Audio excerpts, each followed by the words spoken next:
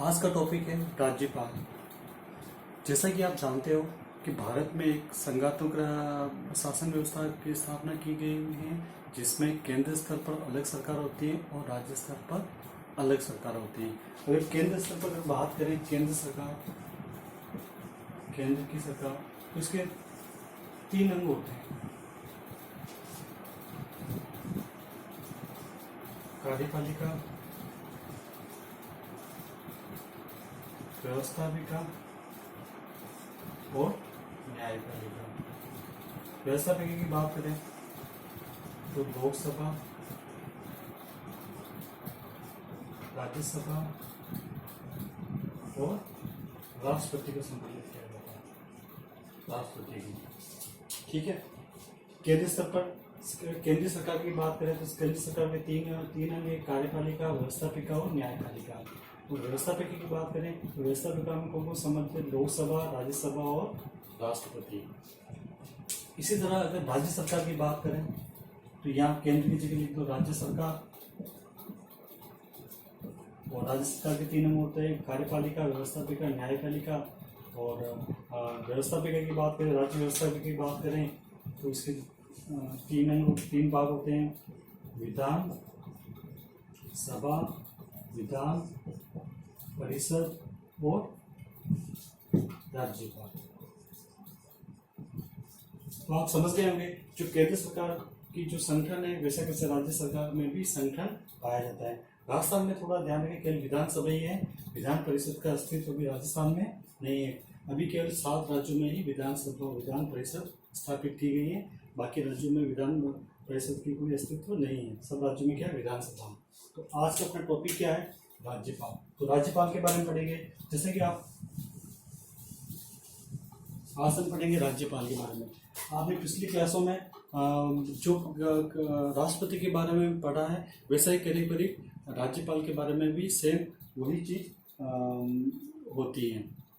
तो राज्यपाल के बारे में देखो, साधारण बात तो क्या ध्यान रखने वाली बात है कि जो राज्यपाल होता है, हर राज्य में एक राज्यपाल होता है। हमारे संविधान में एक संविधान संशोधन हुआ था, 7वां संविधान संशोधन 1956 में। उसके तहत क्या किया गया कि 2 या 2 से अधिक राज्य में भी एक राज्यपाल हो सकता है। यानी कि संवैधानिक प्रावधान तो है कि हर राज्य में एक राज्यपाल होगा, लेकिन कभी छोटे राज्य होते हैं तो 2 या 2 से अधिक राज्यों को मिला का भी एक ही राज्यपाल हो सकता है। ऐसा ये 7वें संवैधानिक संशोधन 1956 में यह प्रावधान किया गया था।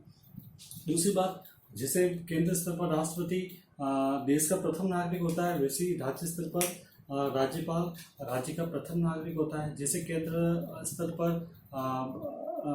राष्ट्रपति नाम मात्र का प्रमुख होता है, वैसे राज्य स्तर पर राज्यपाल नाम मात्र का प्रमुख होता है। तो ये कुछ राष्ट्रपति और राज्यपाल में कुछ समानताएं होती हैं जो मैं साथ के साथ बताता जाऊंगा। तो अगर स्थिति की बात करें तो राज्यपाल क्या होता है? एक संवैधानिक प्रमुख होता है, राज्य का प्रथम नागरिक होता है, तथा साथ ही यह केंद्र का एजेंट होता है। केंद्र के एजेंट से तात्पर्य है कि राज्यपाल की नियुक्ति के बारे में वैसे तो संविधान में या कुछ कानूनी प्रावधान है, लेकिन अधिकतर ये देखा गया है कि जो केंद्र में जिस पार्टी की सरकार होती है, उसी पार्टी के कोई सेवानिवृत्त या जो पूर्व में जो भी राजनेता रहे हैं, उनको राज्य में राज्यपाल की नियुक्ति दे दी जाती है। तो ये क्या करता है? केंद्र का एजेंट के रूप में कार्य करता है। अगर संवैधानिक प्रावधान की बात करें तो आर्टिकल 153 में दे रखा है कि हर राज्य में एक राज्यपाल होगा। अनुच्छेद 153 में क्या दे रखा है कि हर राज्य में एक राज्यपाल होगा। और 154 में दे रखा है कि राज्यपाल में कार्यकारी शक्ति निहित होगी। क्या दे रखा है? राज्यपाल में कार्यकारी शक्ति निहित होगी। और 153, 54, 55, 56, 57, 58, 59, 60, 161 और 162 में तक राज्यपाल के जो भी संवैधानिक प्रावधान है, नियुक्ति, योग्यता वगैरह, ये इसमें अनुच्छेद 153 से लगाकर 162 तक में संविधान में प्रावधान किया गया है। 159 में राज्यपाल की शपथ के बारे में दे दिया गया है। तब अगर राज्यपाल की नियुक्ति की बात करें, ध्यान रखना कि राज्यपाल का चुनाव नहीं होता, राज्यपाल की नियुक्ति होती है।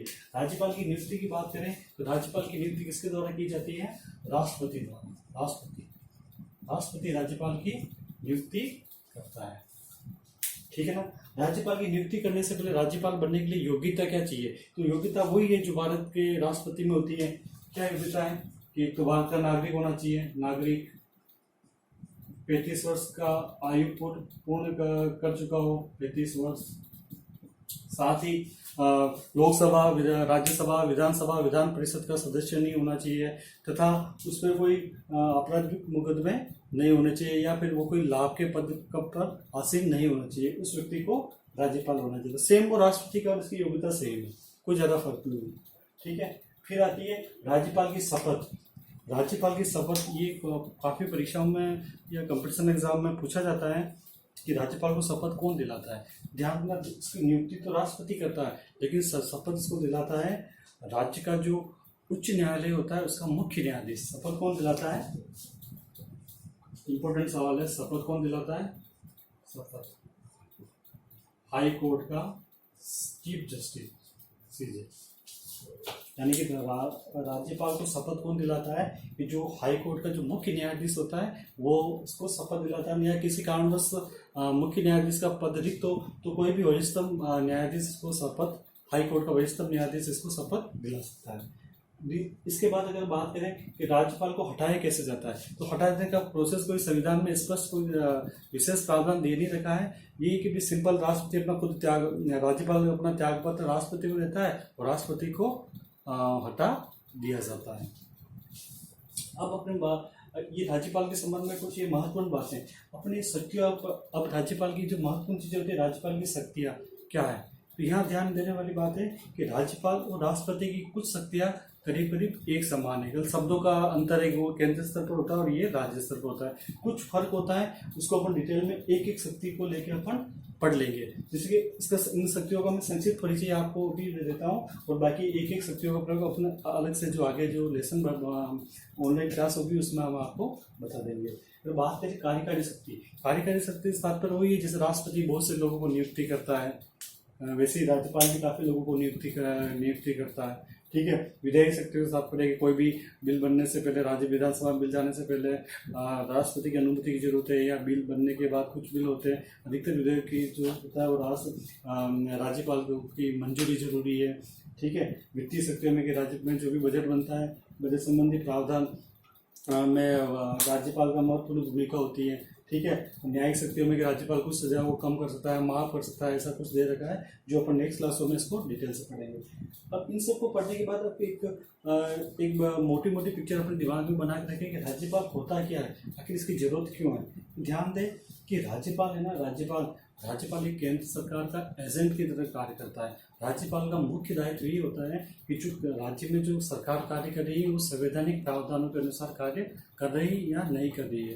राज्यपाल अपनी प्रतिदिन या जब भी उसकी इच्छा हो अपनी रिपोर्ट केंद्र सरकार को भेजता है, और जब भी उसको लगता है कि भाई राज्य में संवैधानिक मतलब जो भी सरकार है वो संविधान के अनुसार नहीं चल रही है, या मान लो बहुमत में खो दिया है, तो इस संबंध में जो भी कार्रवाई करनी होती है वो राज्यपाल ही करता है। जैसे कि आप अखबारों में सुनते रहते हैं, जैसे कि मध्य प्रदेश में होता है, राज्य अभी राजस्थान में भी चल रहा है, तो ऐसी कोई बात होती है तो इनकी सबकी रिपोर्ट का केंद्र को देने का मुख्य कार्य किसको होता है, राज्यपाल को।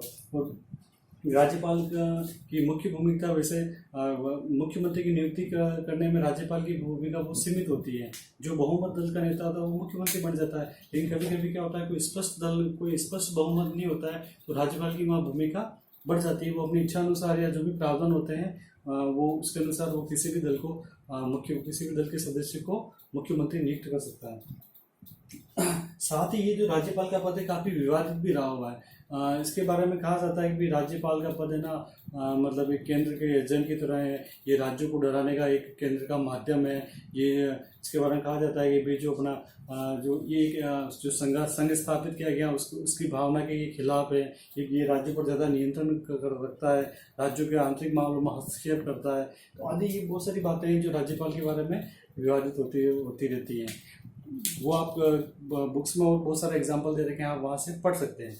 तीसरा, राज्यपाल की जो शक्तियों के बारे में जब अपन पढ़ते हैं ना, तो इसमें दो तरह के होते हैं। एक तो संवैधानिक प्रावधान, क्योंकि संविधान में से कौन कौन सी शक्तियां दे रखी है।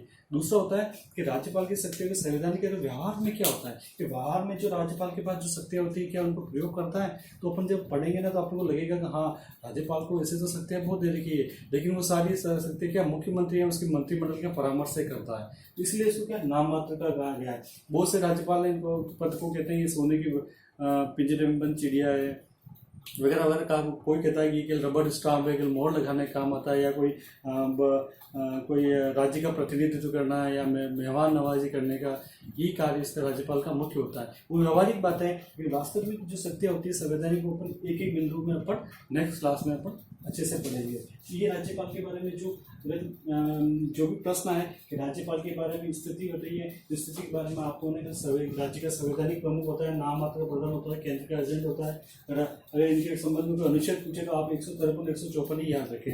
और कहाँ से कहाँ तक है, 153 से लेकर 162 तक। 153 में दे रखा है कि हर राज्य में एक राज्यपाल होगा, और 154 में दे रखा है राज्यपाल में कार्यकारी शक्तियाँ होगी। अगला बिंदु पूछे राज्यपाल की नियुक्ति कौन करता है। ये सब जो ये बिंदु बताए ना मैंने छोटे छोटे, ये सब कॉम्पिटिशन एग्जाम में सीधे पूछे जाने वाले सवाल है। तो राज्यपाल की नियुक्ति कौन करता है, राष्ट्रपति। राज्यपाल को शपथ कौन दिलाता है, हाई कोर्ट का मुख्य न्यायाधीश। राज्यपाल का कार्यकाल कितना होता है, 5 वर्ष होता है। राज्यपाल का कार्यकाल 5 साल होता है। राज्यपाल बनने के लिए कौन कौन सी योग्यता होती है, तो 35 वर्ष, भारत का नागरिक, लाभ का पद नहीं होना चाहिए, करीब करीब वही होती है जो राष्ट्रपति की होती है। और राज्यपाल की शक्ति वगैरह अपन डिटेल में जो पढ़ेंगे, इन बिंदुओं पर अपन पढ़ लेंगे। धन्यवाद। हाँ, आज के जीके के सवाल में आप नोट कीजिए।